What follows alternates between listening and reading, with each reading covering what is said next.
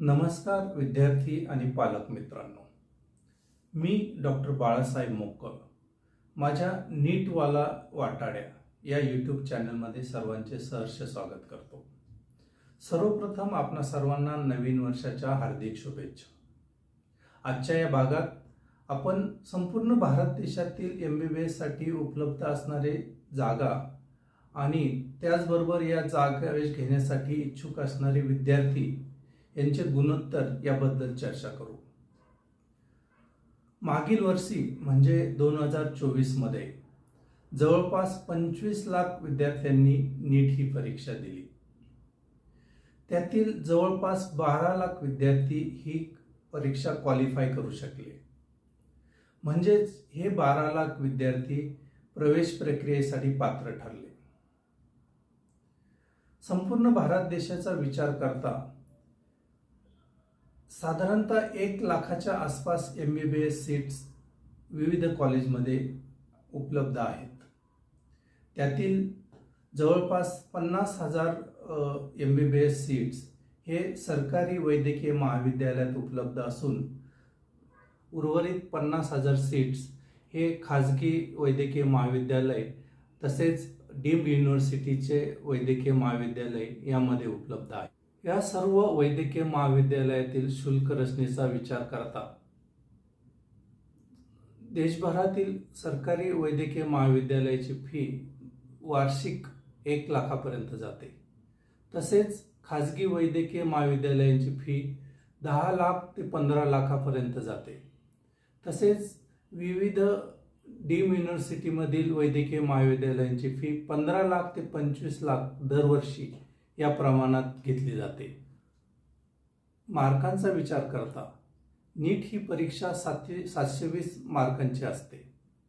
त्यापैकी केंद्रीय स्तरावरील सरकारी वैद्यकीय महाविद्यालयात जर प्रवेश घ्यायचा असेल तर 650च्या वरती ज्या विद्यार्थ्यांना मार्क आहेत त्या विद्यार्थ्यांना केंद्रीय पद्धतीने सरकारी वैद्यकीय महाविद्यालयात प्रवेश मिळू शकतो.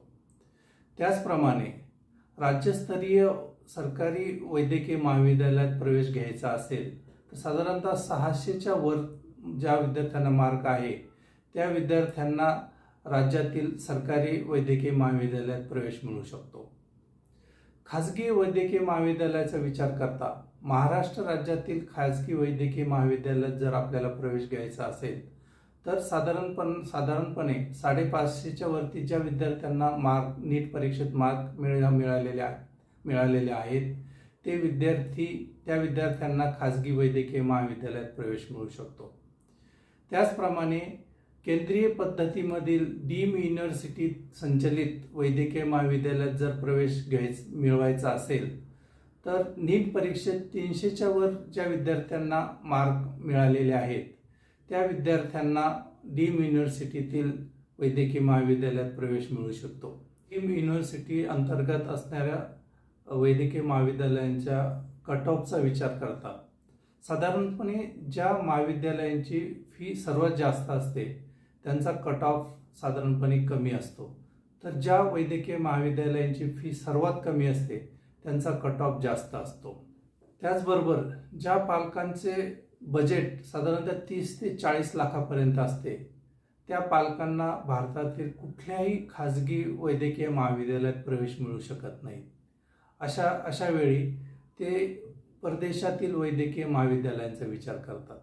ज्यांचे बजेट साधारणतः 30 लाख ते 50 लाखापर्यंत असते असे पालक आपल्या पाल्यांना परदेशात MBBSच्या शिक्षणासाठी पाठवू शकतात. या परदेशस्थ वैद्यकीय महाविद्यालयात प्रवेश घेण्यापूर्वी पालकांनी काही गोष्टींचा जरूर विचार करायला हवा.